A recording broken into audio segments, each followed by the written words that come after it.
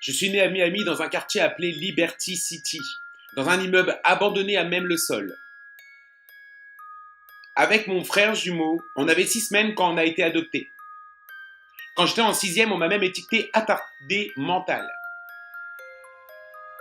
De la sixième, on m'a remis au CM1.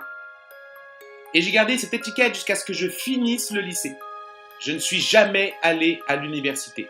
Mais j'ai eu un professeur qui un jour a changé ma vie. J'attendais dans le couloir un autre élève. Il est venu vers moi et il m'a dit « Jeune homme, va au tableau ». Et je lui ai dit « Je peux pas faire ce travail, monsieur ». Il me dit « Pourquoi pas ?»« Mais je ne suis pas un de vos élèves. » « Peu importe, suis mes instructions, va au tableau. »« Mais je ne peux pas faire ça, monsieur. »« Pourquoi ? Je suis attardé mental, monsieur. » Il s'est approché et il m'a dit « Ne dis plus jamais ça. Ne laisse pas l'opinion de quelqu'un d'autre devenir ta réalité.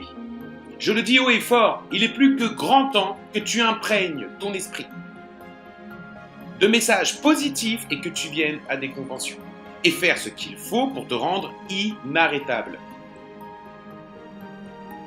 Afin de faire sortir de ton esprit tous ces messages négatifs qui te polluent l'esprit. Tant de personnes se sentent coincées dans leur vie, car elles ont décidé de rester dans le rôle de la victime. Il y a un gars qui a dit que plein de gens meurent à 25 ans mais ne se font enterrer qu'à 65, parce qu'elles ont l'esprit totalement pollué. Mais toi, t'écoutes ces messages car tu as une vision claire de ce que tu veux et où tu veux aller. Sois fier de toi pour ça. Allez, tu peux te féliciter pour ça. Yes, yes. T'es quelqu'un qui en veut. Et il n'y a rien de mal à ça. T'es quelqu'un de différent. T'es pas comme les autres, alors ne t'en fais pas si t'es incompris. Ne cherche pas à les convaincre de faire comme toi, car une personne qui agit contre son gré conserve toujours la même opinion. Tu n'es pas comme tout le monde. Si tu veux trouver des pigeons, t'as juste à sortir de chez toi. Mais si tu recherches des aigles, cela va te prendre un peu de temps. Écoute, t'es unique. On se sent seul quand on est au sommet. Est-ce que tu sais ça ? On se sent très seul parfois. Mais on y mange vraiment mieux, tu vois de quoi je parle ? T'es pas comme tout le monde. Un grand entrepreneur a dit un jour, j'ai choisi de ne pas être comme tout le monde. C'est mon droit de ne pas être comme tout le monde. Je recherche des opportunités et non la sécurité. Je ne désire pas être un saint citoyen qui n'est là que pour payer des impôts. Je veux prendre des risques calculés. Je veux rêver et construire, échouer et réussir. Je refuse de vivre toute ma vie et je préfère les challenges de la vie que de simplement exister. Car on est vraiment comblé quand on poursuit ses rêves.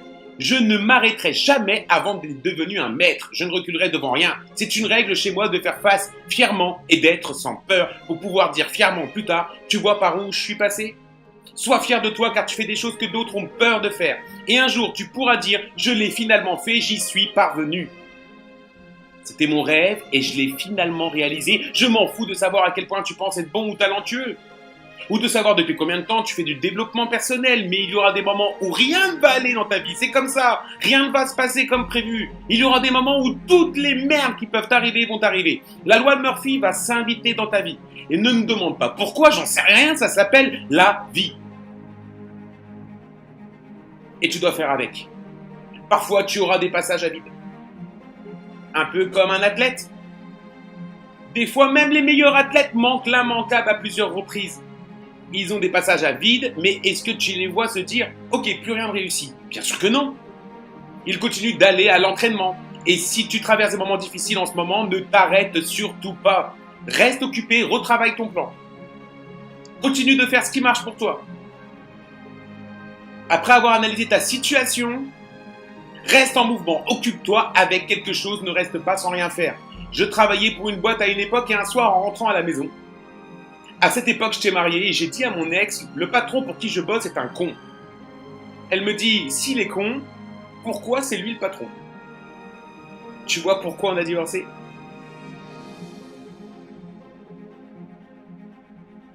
J'arrivais plus à la supporter. Ce soir-là, j'ai eu du mal à trouver le sommeil.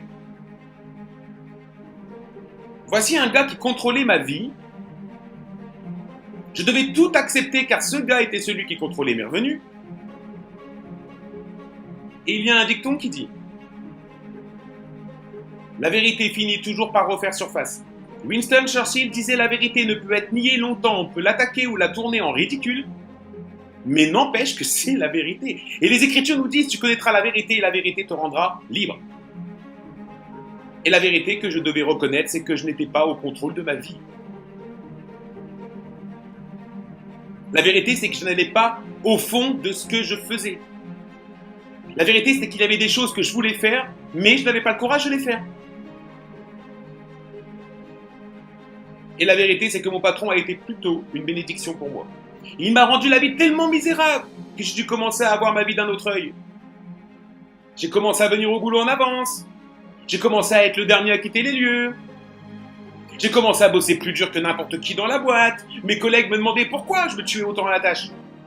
Je leur répondais la vérité, c'est que ce n'est pas pour lui. C'est pour moi, je croyais que c'est à lui que je faisais du tort. En réalité, j'en faisais à moi et à ma famille. Peu importe le job que tu as maintenant, donne tout ce que tu as. Développe l'habitude de faire toujours plus que ce pour quoi on te paie. Développe l'attitude de te fixer des standards plus élevés que les autres. Il y a un dicton qui dit ne va pas là où la voie est déjà tracée, mais plutôt là où il n'y a pas de voie et trace-en une. Surmonte ce discours intérieur négatif qui te parle sans cesse. Même si tu ne veux pas, tu continues de penser constamment. Tu ne peux pas t'arrêter de penser. Donc apprends à te redonner du courage. Une façon de le faire, c'est de faire face à cette voix. Tu dois faire face à cette voix et lui dire « Ferme-la ». Tu dois faire cela souvent. J'allais un jour donner une conférence et cette voix continuait de me dire « T'en es pas capable. T'as même pas ce qu'il faut ». Je lui dis « Ferme-la ». Je suis en train de crouler sous les dettes et tu oses me dire que je peux pas le faire. Je dois faire cette conférence. Des fois, tu auras peur. Une partie de toi va essayer de te paralyser. Et certaines personnes vont essayer de t'en dissuader. Tu en viendras même à te demander si tu n'es pas fou par hasard. Voilà pourquoi tu dois développer la discipline de faire face à cette voix volontairement. Travailler sur toi et surtout de surveiller tes pensées. Il y va de ta qualité de vie. Tu dois être prêt à aller dans le sens inverse. Tu dois être prêt à ne pas succomber à tes désirs immédiats. Et te dire, malgré ce qui m'arrive, c'est moi le patron ici. Je ne vais pas le laisser ce qui m'arrive m'anéantir. Je vais rebondir. Et tout ce que ça va me faire, c'est me rendre plus fort. Tu dois te faire ce genre de déclaration. Voilà ce pourquoi je vais me battre. Je vais me battre pour mes rêves. Je vais me battre pour la paix de mon esprit. Je vais me battre pour retrouver la santé. C'est ce que je veux. Et je vais tout faire pour l'avoir. Mais ce n'est pas être facile quand on veut changer sa vie. Écoute, c'est pas facile. Si ça l'était, tout le monde l'aurait fait sans souci. Mais si tu es vraiment sérieux, tu seras prêt à tout.